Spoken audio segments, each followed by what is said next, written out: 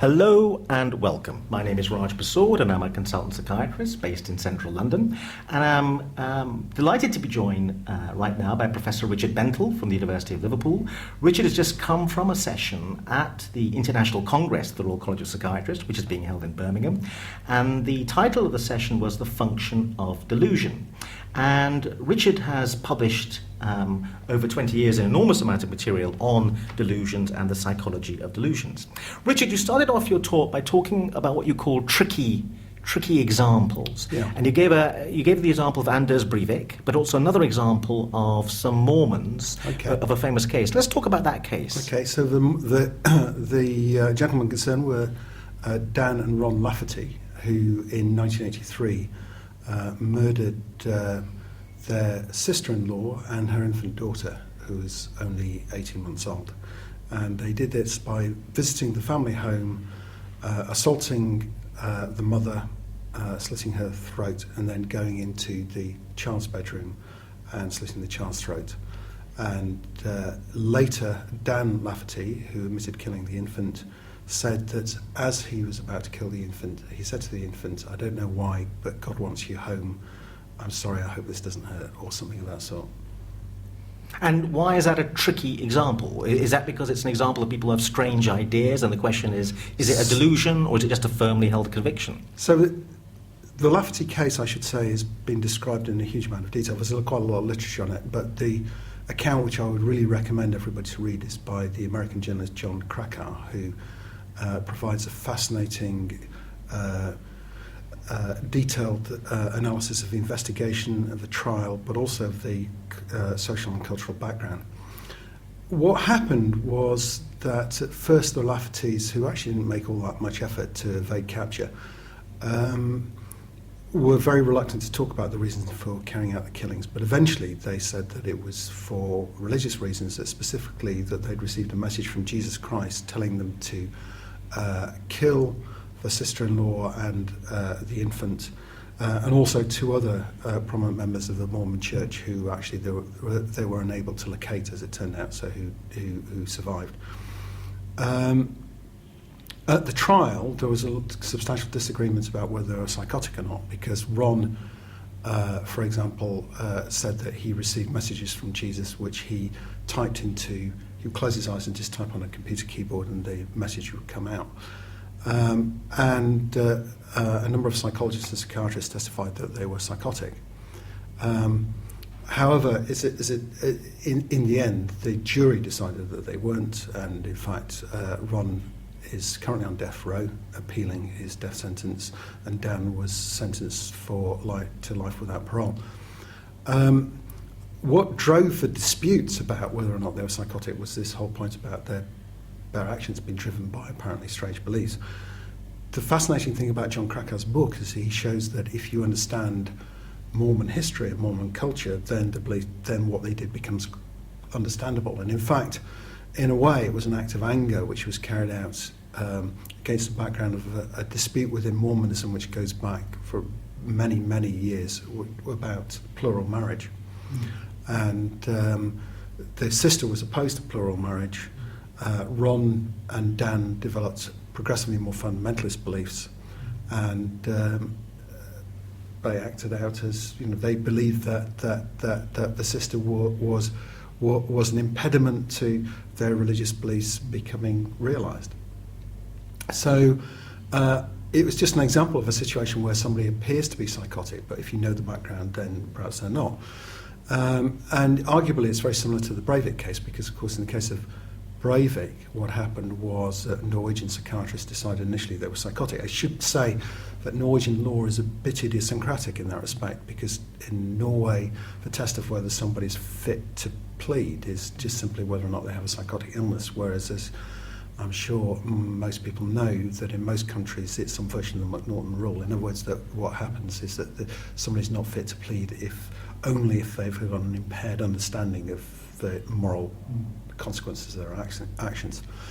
But in the Breivik case, it was very similar. What happened was that he was diagnosed as psychotic, and then in that case, there was quite a hoo-ha about it. Lots of people came forward with dissenting opinions. and Breivik was reassessed and was judged not to be psychotic. I think a complication in his case was that Breivik in himself, in some sense, changed his mind about whether he was psychotic. He would say things in the trial, such as, to the effect of, well, I was just kidding when I said so-and-so to the psychiatrist. But the point is that we have these situations where people behave in extreme ways, apparently motivated by beliefs which nobody else seems to understand, and then we get ourselves into a terrible muddle of deciding whether or not they're psychotic, whether they're delusional or not. And this issue of, is the delusion understandable if you knew enough about the person, their culture, their psychology, their personality, is a crucial tension in that psychiatrists, particularly biological psychiatrists, seem to believe that there's no point trying to understand the delusion at a psychological level. It's just disturbed biochemistry. Trying to understand it is pointless, whereas a psychological or philosophical approach says that yes, it can make sense if you know enough about the background. Is that a fair description? It's a fair description of a conflict which shouldn't exist, because wherever you have a psychological event, there is a biological event. Wherever you have a biological event in the brain, there's a psychological event. Rather than seeing a conflict between psychological and biological explanations, I'd just like to see them as different levels of explanation. So, to take a specific example related to delusions, I believe that there is now compelling evidence that the dopamine system, the basal ganglia dopamine system, is involved in psychosis. But I don't see that in any way in conflict with the idea that delusions are to some extent understandable, particularly when you think that in all likelihood it seems that the basal ganglia dopamine system is involved in, it's a system which we use when we're trying to detect threats in our environment. So if the basal ganglia dopamine system is oversensitive, of course you would tend to see threats in the environment, but that might actually be historically as a consequence of things which have happened to you. There are studies which show that if you traumatize animals, if you victimize animals, usually by putting them in the cages with other animals who are more aggressive than they are, then the dopamine system changes. So we shouldn't be saying to ourselves either it's biological or it's psychological. Now, one of the very interesting things you were talking about today is this notion that you introduced in the talk of a master attributional system. Yeah. And you draw a link between that and political ideology. And you asked the question of the audience, have you ever had a political argument with someone and that they've suddenly slapped their head with their hand and said, yes, you're right, I give up my lifelong allegiance to the Conservative Party. It doesn't happen. And so you were drawing a link between that. If you could understand that, you could understand delusions, I think. So when you have discussions about delusions with trainee psychologists or trainee psychiatrists, the thing which everybody focuses on is the fact that delusions seem to be resistant to counter-argument. And indeed that was one, it wasn't only the only criteria which Jaspers appealed to, but it was one of them. And I always think this is a very unimportant criterion and an unconvincing criterion, because in our everyday lives we frequently have discussions with people about things where not only do they not change their minds, we know they're not going to change their minds. And political beliefs are a good example. Religious beliefs are another example. If you talk to people who are conspiracy theorists, it's pretty much the same thing. It's not that people never change their minds. It's just that it's very difficult to get them to change their minds. And you're not going to get them to change their minds in one afternoon. And if you want them to change their minds, also going about it by presenting them with a rational argument is probably not the way to do it. What is the way to do it? Well, I wish I knew, I wish I had a good answer to that. What I would say is what seems to be the case in political argument, and is probably the case when dealing with people who are diagnosed as deluded, is at least one of the things you've got to do is to appeal to processes which are not rational or not logical. So one of the things which I was talking about today was the idea that, which I think is now widely believed by nearly everybody in psychology, which is that human beings come equipped with two different types of ways of seeing the world, or two types of learning mechanisms. So one mechanism is the one we share with non-human species, and it's based on associative learning, so conditioning. Operating classical conditioning. One thing which is very important to say about this, by the way, is that, as I think it was the Cambridge psychologist Nick McIntosh said many years ago, the only thing about simple conditioning which is simple is the name. So this is actually, these processes are highly sophisticated and highly subtle, and they involve the animal learning to navigate and predict its way around the world. So that's one system which we share with animals. But we, on top of that, have another system which we acquired during childhood, which is language-based, and it involves propositional reasoning. So, I can construct beliefs such as, tomorrow morning when I get up, my wife will take the kids to school, I will load the dishwasher, and I will then go to work or whatever. So it's quite complicated beliefs, or if-then beliefs. So if I do this, this will happen. Animals can't construct beliefs of anything like that kind of sophistication. What they can do is kind of expect what will happen in the world. So we have the second system, and typically when we're trying to deal with people's beliefs, we just appeal to this explicit propositional system. That's what happens when you have an argument with somebody. You try and you present evidence against their beliefs. It doesn't work very often. But underneath that system is this implicit system. And I suppose one way of thinking about it is the system, one of the things it does is it's highly sensitive to basic needs. So like needs for attachment, need to avoid threat, need to avoid contagion. That's quite an interesting one, actually. It turns out this system is highly sensitive to disgust, so it's very easy to condition people to be disgusted by things. And somehow you need to appeal to this lower level system. So to take as a kind of recent example, the recent election, what seems to have happened is that if you look at individual policies, actually Labour's policies were quite popular. Some of them were anyway. So if you take the non-dom status thing, it was something like 80% of the population thought that was a good policy to get rid of non-dom status, but they lost the election. Why did they lose the election? Because the mood was wrong. It was the underlying feeling which was wrong. The underlying feeling was that somehow they couldn't be trusted, that that we live in difficult times, that we're under threat, so we need to stick with what we're doing. It was that sort of thing. And the Conservative Party is very clever at appealing to that sort of mood level of things. You talked about political ideology, and you mentioned some very interesting findings around mortality salience. You make people more aware of their death, and they become more conservative. And also, if you make them more drunk, they become more conservative. Could you say something about that? Yeah, so American social psychologists have carried out quite a lot of research in these areas. So first of all, there's a rich literature of political psychology in the United States associated with, perhaps the best known researcher in the area is John Jost.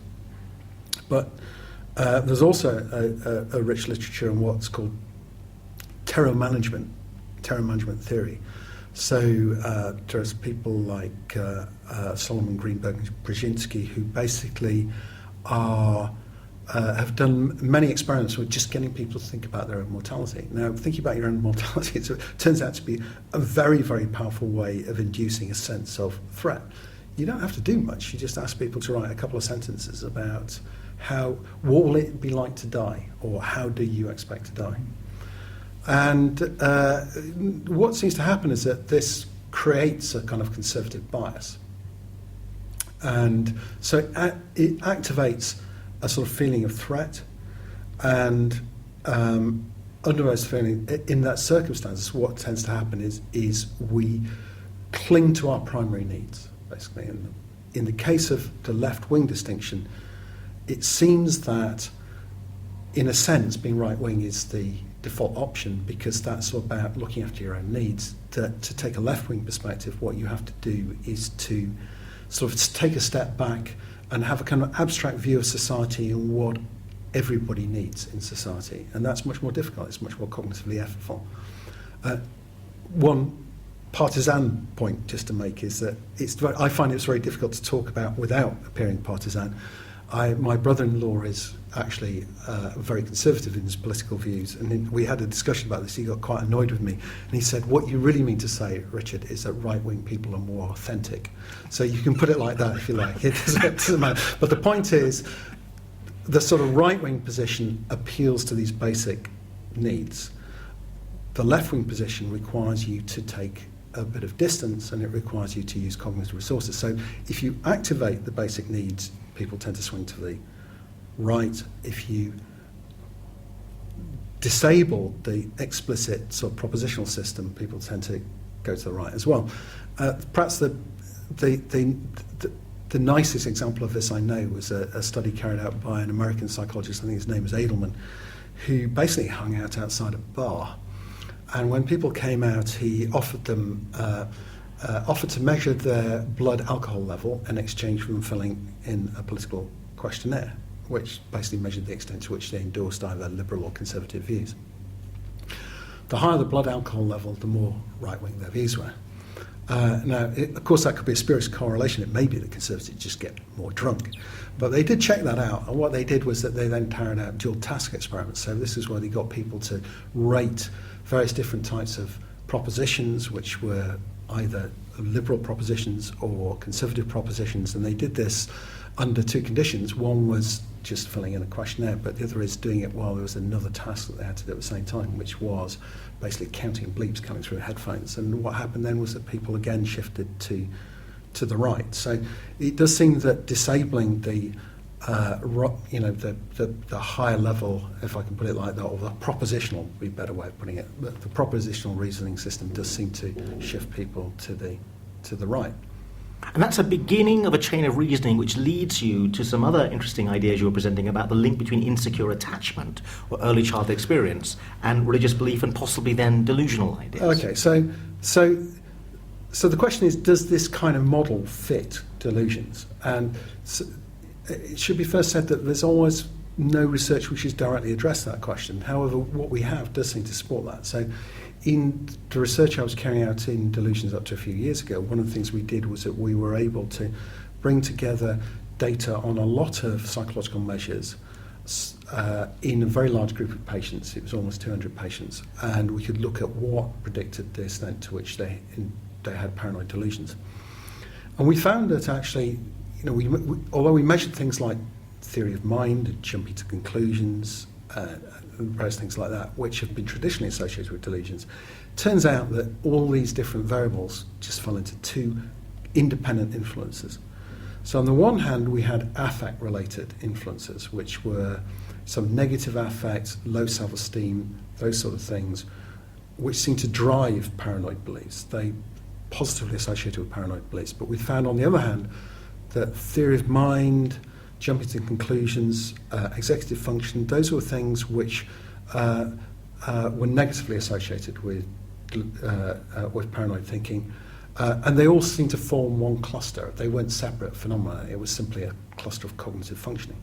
So the poorer people were in terms of cognitive functioning, the more likely they were to be paranoid. And I would argue that actually what we're seeing is the two systems there, that the affect-related processes are reflecting this implicit system, the more sort of cognitive type measures are reflecting this more explicit reasoning process.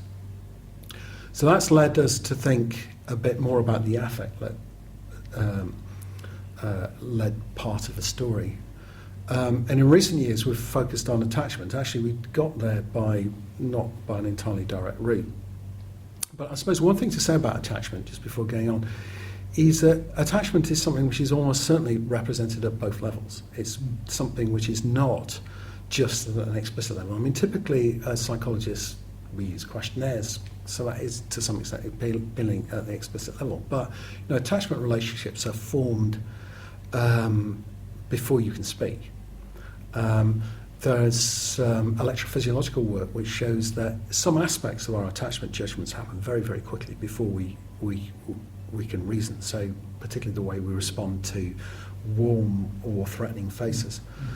And of course, attachment is found in dogs. Another species, Harry Harlow, demonstrated it years ago in monkeys. But anybody who's owned a dog will know that dogs can form quite elaborate attachment relationships with human beings. So there is a large part of the attachment process which is pre-linguistic. So it's this implicit sort of process. What we find is that in epidemiological work we find consistently that attachment threatening events, such as the strongest evidence is for being brought up in a children's home. You do not get brought up in a children's home unless you've had severe damage to your attachment relationships. It's an absolute certain indication that that has happened. And of course, children's homes probably damage those relationships even further. What we find is a very strong association between being brought up in a children's home and developing specifically paranoid symptoms in adulthood. We found this in the British Adult Psychiatric Morbidity Survey, and we also found it in a recent epidemiological study of British prisoners, about 4,000 British prisoners, exactly the same effect. And that's particularly interesting because, of course, at the time they were being assessed, prisoners were living under quite adverse conditions. So you think that would tend to swamp any of these kind of facts, but it didn't. Very clear association between being brought up in a children's home and developing paranoid beliefs. In an American data set, the National Comorbidity Survey, we found that neglect in childhood was specifically associated with paranoia. They didn't measure whether people were being brought up in a children's home. But we're finding this generally seems to indicate that damage to early attachment predicts paranoid beliefs. In patients, what we find is that if you measure attachment style, obviously it's important to remember that attachment style is a sort of internal representation of how you relate to people now, rather than it's not a kind of tape recording of what happened in early life. But the theory is if you've got disturbed attachment in early life, that leads to an insecure attachment style in adulthood. And we find, again, a strong association specifically between insecure attachment and paranoia in patients. Interesting enough, or uninterestingly, I don't know which way you look at it, it doesn't seem to be a particular type of insecure attachment. And there are lots of theories about how attachment styles, insecure attachment styles, should be divided. It's just insecure attachment, it seems. And I suppose one of the things I would say about that is it's probably a mistake to think of, I think the term attachment style I don't particularly like anyway, because it's probably better to think of attachment as a kind of strategy. And it's a strategy for relating to other people, which is based on your early experience. And people, to some extent, switch within the insecure styles in adulthood anyway. But we think this is, attachment is something which uses this implicit system. And so we think this relationship between insecure attachment and paranoia is showing that this implicit system is very important. So one final question. You brought it back towards the end of your talk, if I remember correctly, to Anders Breivik, the mass murderer in Norway. And you said when you look back at his past, you said something that, in terms of how terrible it was in terms of attachment, that might explain what happened later. Well, I'm a dad, and being a dad makes you sensitive to these things, I think. And I read several accounts of Anders Breivik's early life. He was well known to what we call child and adolescent mental health services here. At one point, he came from a broken home. His father was a Norwegian diplomat. He didn't have much contact with his father early in life. The child and adolescent mental health services were very concerned about his relationship with his mother. It's not exactly clear what was wrong, but it was sufficiently wrong for actually the two of them to have a residential assessment for a while, and for serious consideration for him to be taken into care. And I find it hard to read those kind of accounts without feeling, actually, it might sound a strange thing to say, but some sympathy with him, really. It seems to me he had some pretty severe damage to his early attachment relationships, and that will have played some role in the very extreme paranoid beliefs which he developed, which led him to do the awful things which he did. Obviously, I have extreme, it's distressing to think about the young people who were killed by him as well, but there seems to be some fundamental sort of, I don't know what to call it, kind of attachment rage in his particular case. And I've not done a historical survey, but if you look at other figures in history who have done some pretty horrendous things, it's difficult to be persuaded that the same isn't true of some of them, the most notable example being Adolf Hitler, who appears to have had a dreadful early childhood. So Yeah, so I think that's consistent with the idea that early attachment might be very important in some of these cases. The Laffertys, incidentally, had a very tricky relationship with their parents. The father was a very not much is known about him, but he was an ultra religious chiropractor actually, who actually died through refusing allopathic medicine for his diabetes. And was on one occasion beat the family dog to death in front of the entire family to take revenge on his wife for following a family argument. I suspect that the Laffertys didn't have a particularly benign upbringing. And if anyone's listening and wants to read more about some of these very interesting findings, you've written a book about psychosis and delusions. No, I'm writing a book about psychosis and delusions. So unfortunately, people will have to hold their breath. But you wrote a previous book, though, that's accessible to the public. Yes, I wrote a couple of books. Madness Explained, Psychosis and Human Nature, which does include quite a lot about delusions, and which I'm currently in the process of rewriting at the same time as writing this, close to finishing rewriting it, actually, and updating it, I should say. And the other one is Doctoring the Mind, and they're both published by Penguin. Great. Professor Richard Bentall, thank you very much indeed. Thank you.